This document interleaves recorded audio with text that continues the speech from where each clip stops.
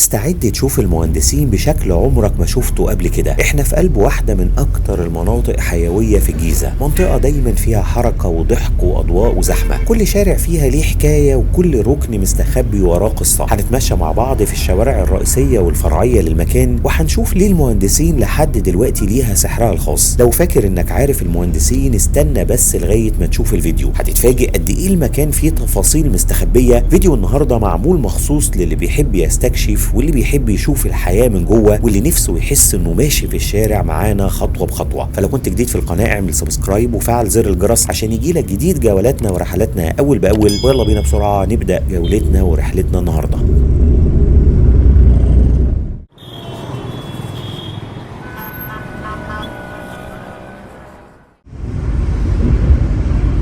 من أجمل شوارع مصر واللي بحب ابتدي من عندها رحلاتي للمناطق المجاورة ليها هو شارع كورنيش النيل. وليه لأ واحنا على ضفاف نهر من أطول وأجمل أنهار العالم، نهر النيل العظيم. جنبنا دلوقتي كوبري 15 مايو واحنا في العجوزة ورايحين نزور المهندسين في رحلة مختلفة. احنا هندخل شمال من هنا، لكن لو كملنا الطريق على طول هنكون في ميدان الكيت كات ومن بعده هندخل على أعماق امبابة. المبنى اللي قدامنا هنا هو الاتحاد العام للطلبة والطالبات، وموجود على شمالنا وورا الكوبري مسرح البالون ومسرح الغد، وهيكون بعد الاتحاد العام على يمنا برضو المركز الرياضي للفتيات بالعجوزة، وبعديه على طول وعلى يمنا برضو بيكون موجود جمعية المحاربين القدماء وضحايا الحرب. الكوبري اللي على شمالنا هو كوبري 15 مايو واللي بيمتد من هنا في المهندسين وبيعدي نهر النيل وبيكون فوق شارع 26 يوليو في الزمالك، وبينتهي في شارع 26 يوليو برضه ولكن في بولاق ابو العلا بعد ما يعدي نهر النيل مرة تانية. موجود تحت الكوبري جراج مدفوع للعربيات ممكن تركب فيه عربيتك خلال زيارتك للمنطقة هنا. الجزء اللي احنا داخلين عليه هو ميدان مهم في المهندسين وهو ميدان سفنكس، واللي بيتوسط شارعين مهمين في المنطقة هنا وهما شارع جامعة الدول العربية الشهير وشارع أحمد عرابي، وهو الشارع اللي هندخل عليه مع بعض بإذن الله. وطبعا بنشوف مع بعض بقى شكل المكان بصفة عامة، وبنشوف تحت الكباري تم استغلالها في بعض الأنشطة والمحلات التجارية، ودي ميزة وعيب في وقت واحد. ميزة في استمرارية نظافة المكان، وعيب في الزحمة اللي ممكن يخلقها في منطقة صعب انك تقف فيها. موجود هنا في الجزء ده يوتيرن تحت الكوبري، واليوتيرن ده لو عايز تلف وتروح على شارع جامعة الدول، لكن احنا موجودين في شارع احمد عرابي واللي بيمتد من ميدان سفنكس ولغاية شارع السودان. شارع هنا شارع تجاري وشارع اداري وشارع سكني كمان، متنوع جدا وحاليا اتوسع واصبح محور. واللي بيفتكر شكل الشارع من فترة مش بعيدة كان هيعرف ازاي انه كان بيبقى زحمة معظم الوقت. بنشوف مجموعة من العمارات السكنية ومجموعة من المحلات التجارية وكمان مجموعة من الابراج الادارية. والشارع اللي قدام حضراتكم ده هو الشارع اللي بيدخلنا على نادي التوفيقية وهو شارع حسين الجزاوي. لسه بنكمل رحلتنا جوه شارع احمد عرابي وهنلف وهنرجع عشان نستكمل رحلتنا جوه المهندسين.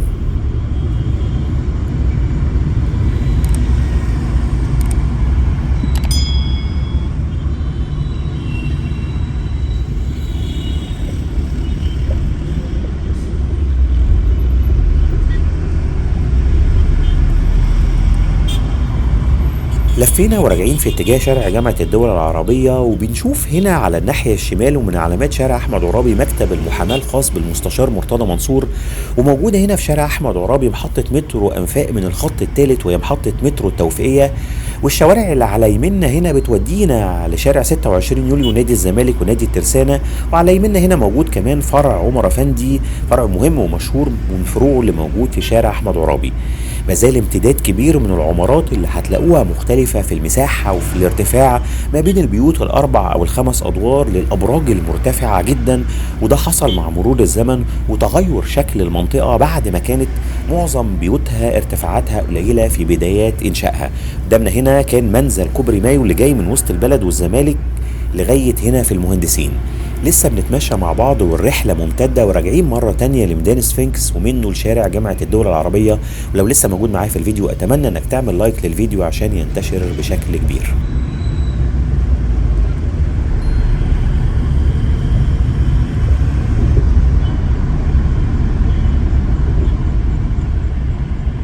موجود هنا مطلع لكوبري مايو للناس اللي رايحة على وسط البلد وميدان التحرير والزمالك، واحنا حاليا بقينا موجودين في شارع جامعة الدول العربية، وبيكون على يمنا بعد المطلع ده شارع الفلوجة أو شارع محمود خليل الحصري اللي فيه بوابة من بوابات نادي الزمالك.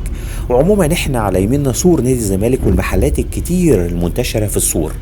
على شمالنا هنا بنشوف اهو معلم من معالم الشارع هنا وفندق النبيلة، فندق من فنادق الأربع نجوم هنا في الجيزة. وزي ما حضراتكم بتشوفوا معايا بقى جوه شارع جامعة الدول العربية سور نادي الزمالك اللي موجود فيه عدد ضخم من الأنشطة في المحلات والبنوك، وكمان في بوابة رئيسية من بوابات النادي، وهي البوابة اللي هنشوفها دلوقتي هي اللي قدامنا دلوقتي، بوابة بتطل على شارع جامعة الدول العربية. وموجود في الناحية التانية قدام نادي الزمالك كومبيو سيتي مول، مول مهم من مولات الكمبيوتر هنا في المهندسين، وموجود كمان فرع من فروع النساجون الشرقيون. عموما شارع جامعة الدول من الشوارع اللي تحب تتمشى فيه وخاصة بالليل. الشارع هنا بيمتد برضه من ميدان سفنكس ولغاية شارع السودان. لما تشوف بقى بنزينة مصر البترول وهي اللي موجودة على يمنا هنا، هتعرف ان احنا وصلنا لشارع مهم وشارع جديد في المهندسين، وهو شارع جزيرة العرب او شارع محمد حسن حلمي، واللي فعلا هندخل ليه مع بعض دلوقتي بإذن الله.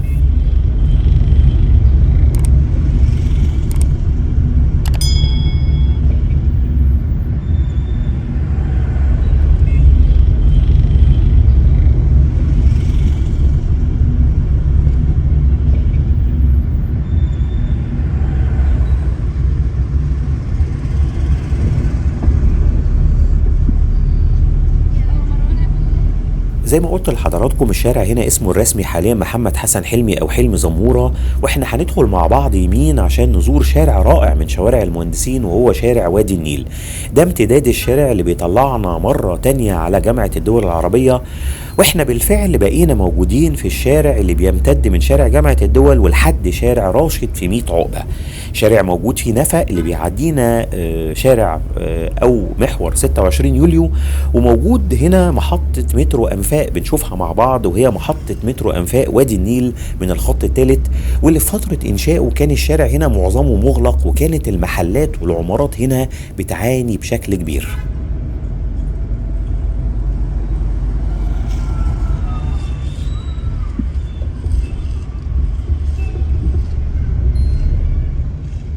بيقاطعنا يمين وشمال دلوقتي شارع شهاب، واحنا بنلف في طريق الرجوع لشارع جزيرة العرب مرة تانية، وبيكون على يميننا هنا مدرسة 100 عقبة النموذجية الابتدائية.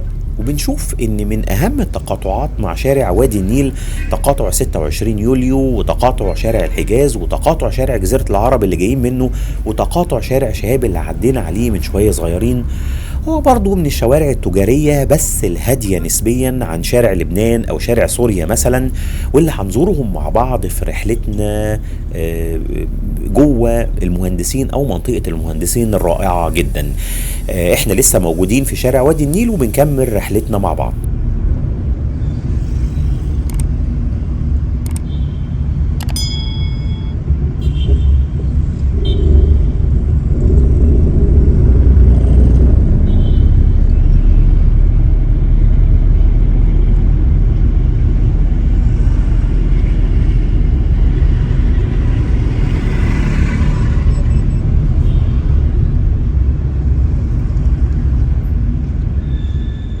من شارع جزيرة العرب كلهم هندخل على شارع بلد من بلاد العرب وهو شارع لبنان في المهندسين.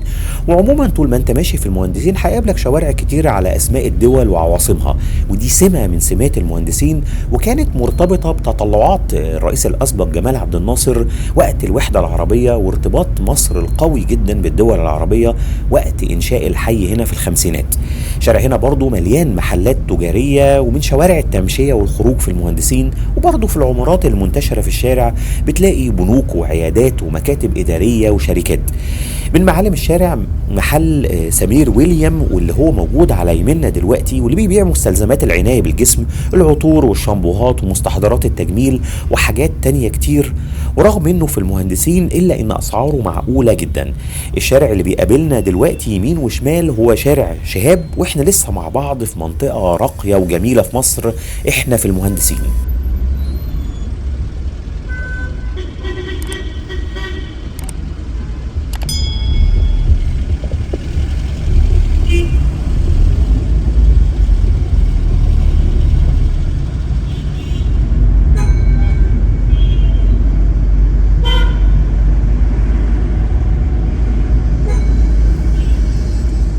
بقينا في شارع شهاب، وده بقى من أكتر الشوارع التجارية حيوية في المهندسين، وناس كتير بتيجي مخصوص عشان تتمشى وتشتري من المحلات اللي بنشوفها مع بعض في الرحلة.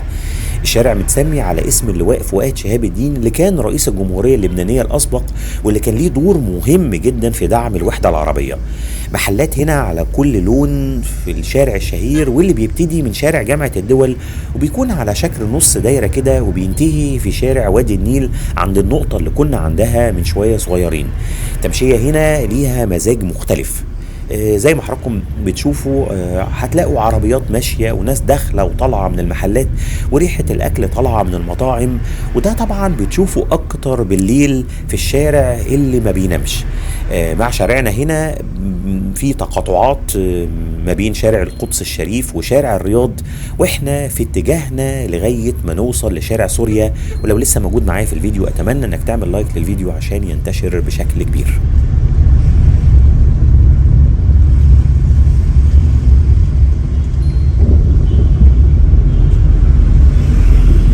دخلنا مع بعض بالفعل شارع سوريا، برضه بمحلاته ومطاعمه وكافيهاته، نمط مشابه لشارع لبنان، واحد من الشوارع اللي الناس بتحب تسكن فيه في المهندسين، وبيربط شارع جامعة الدول بشارع السودان. موجود هنا في الشارع فندق ستي ان، فندق 4 نجوم في شارع سوريا.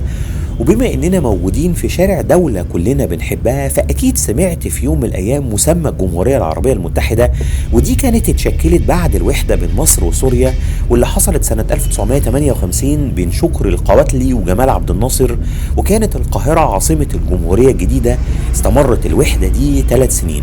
تلاحظوا هنا في المهندسين ان الشوارع اشبه بالمولات، لكنها مولات مفتوحة، وده بسبب الكم الهائل من المحلات والخدمات المتنوعة. احنا كده بقى بيقاطعنا شارع السودان يمين وشمال هنا مع شارع سوريا، وبنلف مع بعض عشان نرجع نزور شارع دمشق عاصمة سوريا، ومنه لشارع العراق، والرحلة ممتدة ومستمرة جوه المهندسين بإذن الله.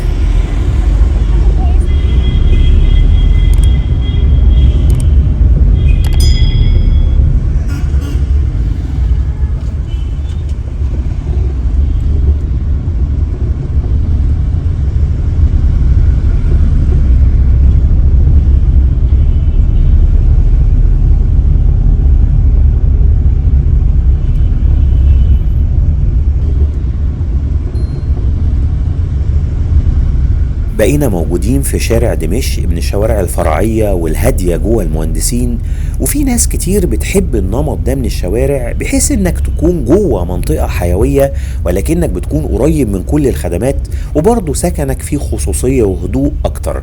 النمط ده هتلاقوه موجود مثلا في الشوارع الفرعية في مصر الجديدة، واللي بتتفرع مثلا من ميدان روكسي، الميدان التجاري جدا. موجود هنا في شارع دمشق مستشفيين، مستشفى بدراوي اللي موجودة على يمنا، ومستشفى ويل كير اللي هنشوفها كمان شوية صغيرين على يمنا برضو.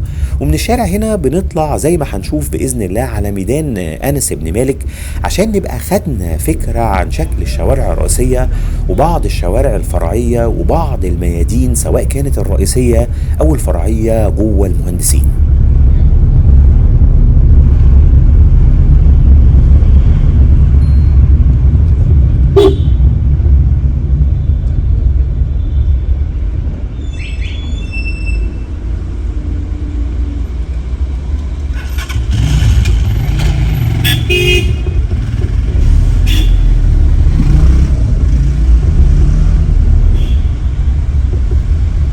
احنا كده طالعين على ميدان انس بن مالك، واحد من ابرز الصحابه واللي كان خادم للنبي صلى الله عليه وسلم، وكان اخر الصحابه اللي ماتوا، واطال الله في عمره ببركه دعاء النبي صلى الله عليه وسلم، وروى عنه صحابه كتير جدا.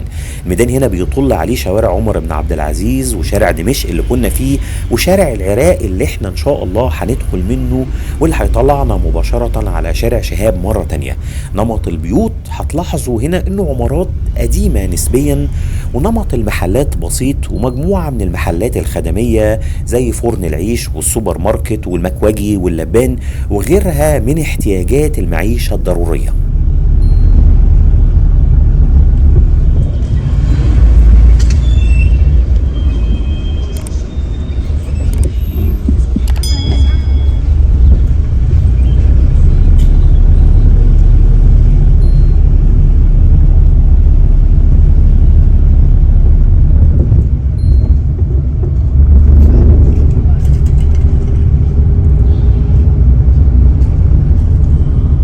من شارع العراق طالعين مرة تانية على شارع شهاب، واللي عرفنا سبب التسمية.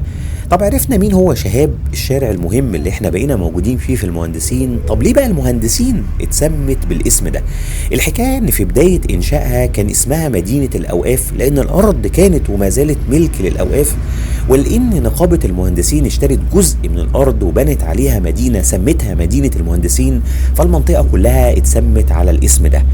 المهندسين من اسهل المناطق اللي ممكن توصل لها وبكل الطرق، يعني لو معاك عربيه فمن كوبري اكتوبر او كوبري مايو او محور 26 يوليو او من الطريق الدائري او من شارع كورنيش النيل، بتكون هنا بشكل سريع وسهل. كمان لو بتحب تركب مترو الانفاق فهتلاقي محطات جوه المنطقه زي محطه التوفيقيه اللي عدينا عليها، ومحطه جامعه الدول العربيه اللي موجوده في الشارع اللي احنا وصلنا له دلوقتي، وموجود كمان محطه وادي النيل اللي احنا عدينا عليها من شويه صغيرين، او حتى محطات محاوطه المكان او قريبه منه وفي الخطوط الثاني والثالث. احنا بقينا في شارع من اشهر شوارع مصر، مش المهندسين بس، شارع جامعه الدول واللي بيقولوا عليه شانزليزيه مصر. معظم زوار مصر وخاصة من الدول العربية بيحبوا الشارع هنا جدا وبيحبوا يسكنوا فيه أو قريب منه. وعموما المهندسين مكان محبب، يعني لسهولة الانتقال منه إليه لأماكن كتير، وإنه مجاور لأحياء مهمة كتير زي الدقي والزمالك والعجوزة، وكمان ممكن منه تنتقل لمدن مهمة زي الشيخ زايد و6 أكتوبر بكل سهولة عن طريق محور 26 يوليو واللي بتطلعه من ميدان لبنان في المهندسين. زي ما حضراتكم شايفين ده شارع محي الدين أبو العز اللي بيوديك على الدقي مباشرة من المهندسين هنا، وإحنا لسه موجودين في شارع مهم وبنعدي وبنشوف الخدمات اللي موجودة فيه. وادي محطة مترو الأنفاق الخاصة بجامعة الدول العربية. ولو لسه موجود معايا في الفيديو أتمنى أنك تعمل لايك للفيديو عشان ينتشر بشكل كبير.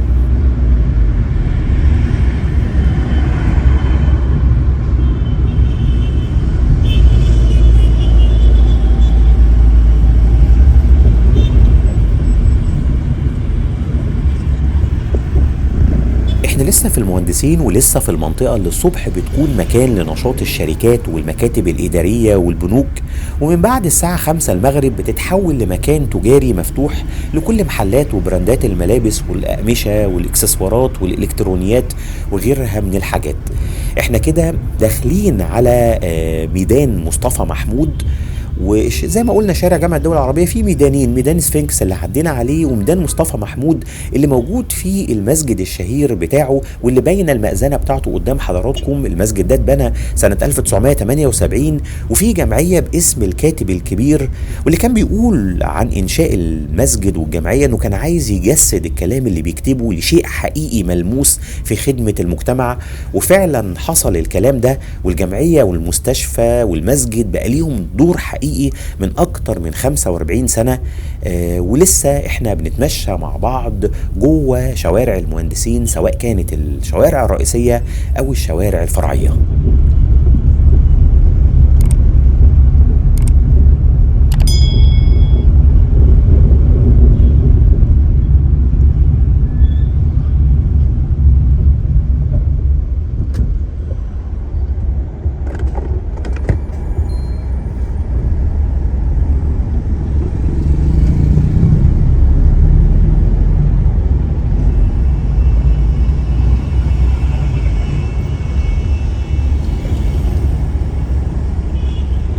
حبيت نتمشى شوية بقى في شارع هادي كده من شوارع المهندسين، وعشان نوصل لميدان الثورة ونربط المهندسين بالعجوزة والدقي. احنا حاليا في شارع سليمان أباظة، واللي كان واحد من أكبر الأثرياء في مصر، وكان كبير العائلة الأباظية. كان وزير المعارف سنة 1882 وتوفى سنة 1901. عائلة أباظة معروفة بعيلة البشوات، وكان منها عدد من النبلاء خلال أسرة حكم محمد علي باشا. من عيلة أباظة فكري باشا أباظة اللي كان معروف بشيخ الصحافة، وكان رئيس نقابة الصحفيين، والمؤلف دسوقي بك أباظة، والشاعر عزيز باشا أباظة، والروائي ثروت أباظة، والممثل رشدي أباظة، وغيرهم كتير من العيلة المشهورة جدا جدا جدا في مصر. احنا لسه مع بعض مستمتعين بشكل ونمط شارع سليمان أباظة. هو شارع مش طويل وبيمتد من جامعة الدول ولغاية ميدان الثورة زي ما هنشوف مع بعض بإذن الله.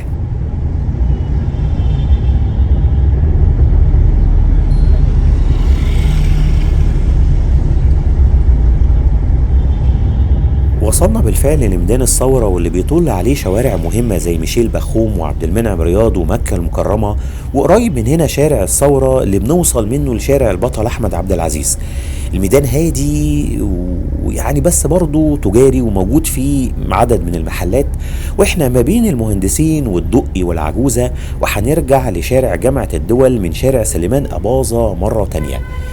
من المميزات المهمة في المهندسين إنها كمان منطقة رياضية مش تجارية بس، ممكن تمارس فيها رياضة بسهولة جدا من خلال النوادي الكتير اللي موجودة فيها، زي نادي الزمالك العريق اللي عدينا عليه من شوية صغيرين، ونادي الترسانة اللي موجود في شارع 26 يوليو، ونادي التوفيقية اللي شفنا الشارع اللي ممكن نوصل له منه، ونادي الصيد اللي قريب جدا جدا من المنطقة اللي احنا موجودين فيها هنا.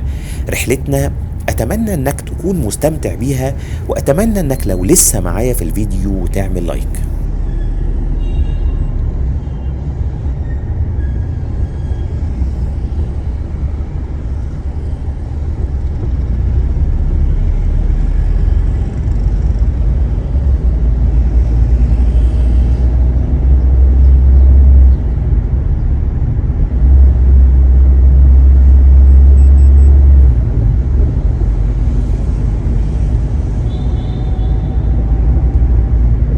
احنا لسه مع بعض موجودين في المهندسين، واللي ممكن تسميها عاصمة الدول العربية عشان كمية الشوارع اللي متسمية على أسماء الدول العربية، واللي عدينا على جزء منها زي شارع لبنان وشارع سوريا وشارع العراق، وخارجين مباشرة مرة تانية من شارع سليمان أباظة طلعنا على شارع جامعة الدول العربية، اللي زي ما بقول لحضراتكم كان أضيق من كده، ولكنه بعد إنشاء مترو الأنفاق الشارع حصل له عملية توسعة قريب، وبقى بالجمال اللي احنا شايفينه مع بعض دلوقتي. واحنا دلوقتي راجعين مرة تانية على شارع أو ميدان مصطفى محمود، وهيكون على يمنا مسجد مصطفى محمود، وشايفين نمط الشركات أو المكاتب الإدارية اللي موجودة جوه العمارات اللي قدام حضراتكم، واللي تحتها كلها موجود عدد من المحلات.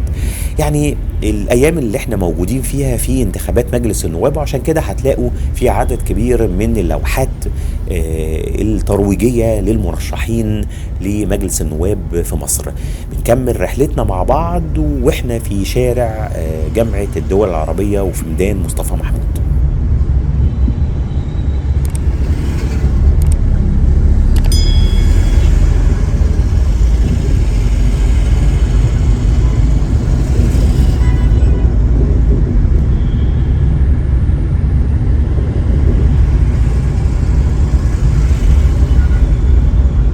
كانش ينفع نيجي المهندسين ومنظورش شارع البطل احمد عبد العزيز، وهو الشارع اللي احنا دخلناه دلوقتي من الشوارع المهمة والممتعة برضو هنا، واللي مليان بعدد كبير من المحلات، ومليان اكتر بعدد كبير من المطاعم زي مطعم تكة والبركة وويمبي وام حسن وكنتاكي وبيتزا بابا جونز، ومجموعة ضخمة من البنوك. وامتداد الشارع هنا بيكون شارع وزارة الزراعة، وبعديه بيكون شارع الدقي، ولغاية ما نوصل لشارع ثروت عند جامعة القاهرة وقدام حديقة الأورمان مباشرة.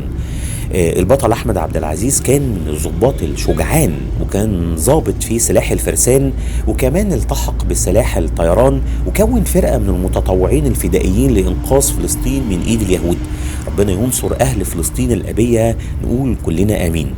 قدر البطل أحمد عبد العزيز ينتصر على اليهود في جولات كتير، ولكن لما كان مع اليوزباشي صلاح سالم اشتبه فيهم واحد من الحراس وظن انهم من عربيات العدو، وضرب رصاص عليهم، واستشهد البطل احمد عبد العزيز، ربنا يرحمه يا رب.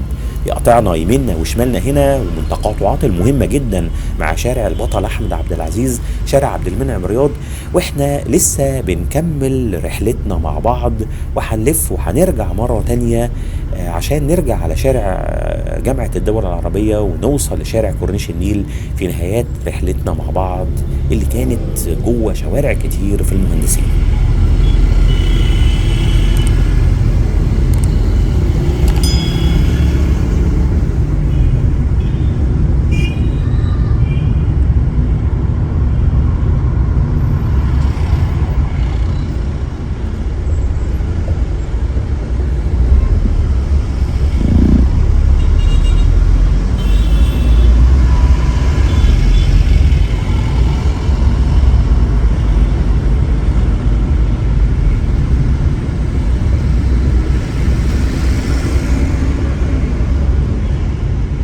احنا لسه مع بعض في شارع البطل احمد عبد العزيز، ولسه موجودين في انحاء المهندسين والدقي والعجوزة، ولسه مستمتعين بجمال اجواء شوارعهم.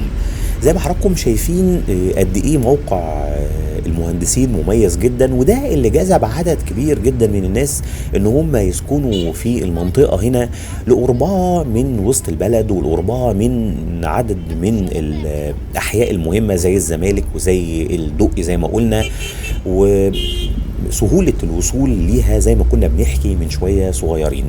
احنا دلوقتي شايفين اهو محل القبيصي بتاع العصير موجود هنا، واحنا موجودين وبنشوف شكل الشوارع المتقاطعة مع شارع البطل أحمد عبد العزيز خلال رحلتنا جوه منطقة كلنا بنحبها وبنحب ان احنا نزورها وبنحب ان احنا نتمشى فيها.